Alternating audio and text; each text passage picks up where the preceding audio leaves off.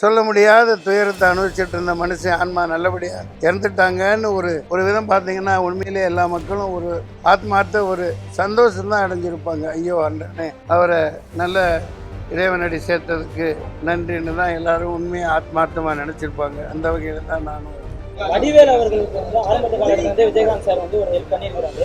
என்னதான் ஒரு கருத்து வேறுபாடு இருந்தாலும் அவர் இறப்பு கூட வரணுன்றது நிறைய மன்னிக்கவும் அதெல்லாம் சொல்ல விரும்பலை. மன்னிக்கவும் அந்த மாதிரிலாம் திட்டமிட்டெல்லாம் எதுவும் செஞ்சுருக்க மாட்டாங்க. அந்த மாதிரிலாம் கூட்டத்தில் அது மிகப்பெரிய ஒரு ஹைவே போகிற வர மக்கள் எல்லாமே கலந்துக்கிற இடம். அதில் யாராவது விசமிகள் யாராவது செஞ்சுருப்பாங்க. அதெல்லாம் உண்மையான வெறுப்பு மேலையில் அதெல்லாம் நம்ம கணக்கிடக்கூடாது. விஜய் வந்து மிக மிக பேரன்பு மிக்கவர் கேப்டன் மேலே. கேப்டன் கூட நடித்து அவரை வளர்த்து விட்ட ஒரு கேப்டன்.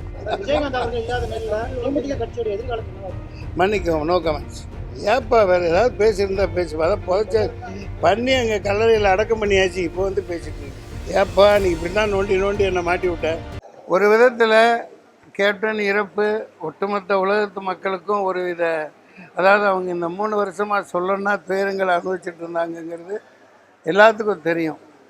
எப்படின்னா அவர் நினைவு இழந்திருந்தாங்களா, சக்கராத்த ஹாலில் இருந்தாங்கன்னு எங்கள் இதில் சொல்லுவாங்க.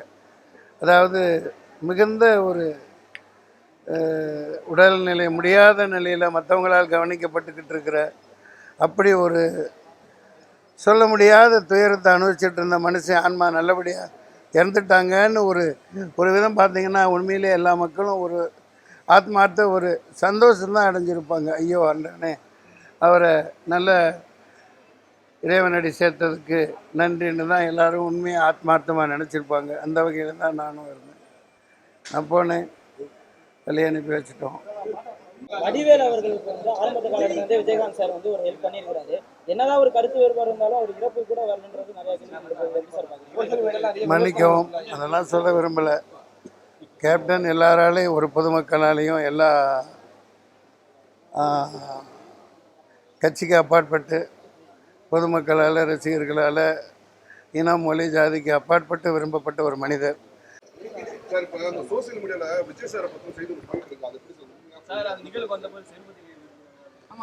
அந்த மாதிரிலாம் மன்னிக்கும் அந்த மாதிரிலாம் திட்டமிட்டெல்லாம் எதுவும் செஞ்சுருக்க மாட்டாங்க. அந்த மாதிரிலாம் கூட்டத்தில் அது மிகப்பெரிய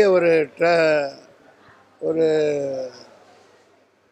ஹைவே போகிற வர மக்கள் எல்லாமே கலந்துக்கிற இடம். அதில் யாராவது விசமிகள் யாராவது செஞ்சுருப்பாங்க. அதெல்லாம் உண்மையான வெறுப்பு மேலையில் அதெல்லாம் நம்ம கணக்கிடக்கூடாது.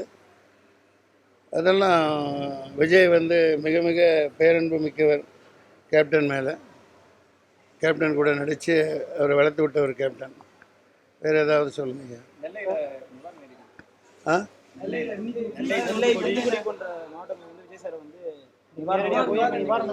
பாராட்டணும், அதெல்லாம் பண்ணுறாங்க, பாராட்டணுங்க.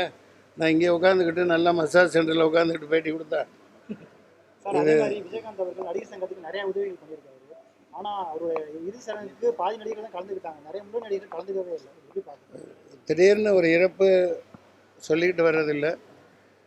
அவங்கவுங்க வெளியூரில் வெளிநாட்டில் அங்கங்கே இருந்திருக்கலாம். ஆனால் நடிகர் சங்க சார்பாக வந்தாங்க, நாசர் சார்லாம் வந்தாங்க. ஒரு ஊர்வலமாக போய் பண்ணுற நிகழ்ச்சி இருந்தது. அதில் நானும் அங்கேருந்து வந்து அதை கேள்விப்பட்டு ஊர்வலமாக போகிறதுக்காக பிரயத்தனம் பண்ணோம். விஜய் ஹோட்டலில் இருந்து அந்த நூறடி ரோட்டில் போனால் அங்கே கூட்டம் தாங்க முடியல. எல்லாம் இந்த அபிராமியெல்லாம் நசுக்கப்பட்டு அவங்க உயிர் பிழைச்சதே பெரிய விஷயம். அபிராமி, கோவை சரளா, இந்த கூட வந்த என்ன நடிகைகள், இவர் விஜய் சேதுபதி எல்லாம் அப்படியே நசுக்கி அப்படியே சட்னி ஆக்கிட்டாங்க. பட்டன்லாம் என்னோடய சட்டையில் எல்லாம் உடஞ்சிருச்சு, செருப்பு கிருப்பெல்லாம் எல்லாம் பிஞ்சு போச்சு. அந்தளவு கட்டுக்கடங்காத கூட்டம். அதனால் காவல்துறையாலையும் ஒன்றும் பண்ண முடியல. அதனால் வந்தாங்க, மலரஞ்சிலாம் செலுத்தினாங்க. ஐயா எல்லாம் ஒன்றும் ஐயா அரசியல் ரீதியாக இப்போ அவர் எந்த கட்சியால் இறக்கப்பட்டாரோ களமிறக்கப்பட்டாரோ அவங்க வந்து இறுதிச் சடங்கு செய்யலையா, இது பண்ணலையா. இராணுவ மரியாதையோட முதல்ல கலந்துக்கிட்டாங்க. கடைசியிலையும் சரியான முறையில் வெளியே அனுப்பி வச்சாங்க. இப்போ சரக்கு படத்தை பற்றி பேசுங்க ஐயா. என்ன மக்கள் நல்லா சொன்னாங்களா, எப்படி இருக்குது படம், அதை முதல்ல போய் அப்படியே போட்டு விடுங்க. ஏக்குள்ளே ஒன்றும் இல்லையா? அப்போ அவர் முகத்தை காட்டுப்பா. ஏக்குள்ளே ஒன்றும் இல்லையே. அதாவது ஏ சர்டிஃபிகேட் கொடுத்துருக்காங்களாம், அந்த அளவுக்கு செக்ஸு கிளுகிளுப்பை காட்சிகள் இல்லையா. நீ சொல்கிற தம்பி, அவங்க கேட்க மாட்டேங்கிறாங்களே, அவங்க கொடுக்குறாங்க, நாங்கள் வெளியிட வேண்டியதாக இருக்குது, என்ன பண்ணுறது. உங்களுக்குள்ள என்ன சார் வாக்குவாதம் ஆச்சு அந்த சென்சார்? அதெல்லாம் இப்போ சொல்கிறதுக்கு ஒன்றும் இல்லை, படம் ரிலீஸ் ஆயிடுச்சு, நல்லா இருக்கா இல்லையா அதை பாருங்க. மாரி செல்வராஜே சொல்றாரு எனக்கு சென்சார்ல வந்து பல பிரச்சனை இருக்கு அப்படின்ற மாதிரி. சரி சரி, எனக்கெல்லாம் ஒரு பிரச்சனையும் இல்லை, அடுத்த படமெல்லாம் வந்துக்கிட்டே இருக்கும், நடிச்சுக்கிட்டே இருக்கேன், போய்கிட்டே இருக்கு, அவ்வளோதான்.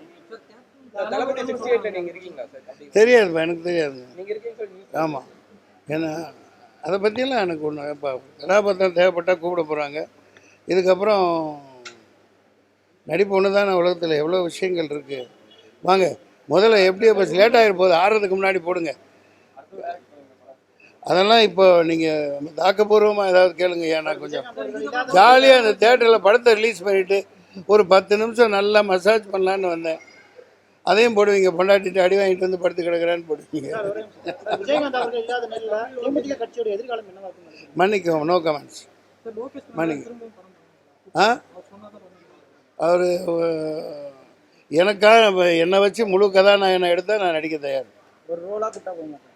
இது கேரக்டர் ரோலா கூட்டா போக மாட்டீங்க. கூப்பிட்டு ஒரு 2 கோடி 3 கோடி கிடைக்கும், அதுக்கே ஆப்பு வைக்கிற நடிகப்புன்னு பொறுப்பு எடுத்துட்டா ஏதாவது நடிச்சு தான் பார்க்கணும்.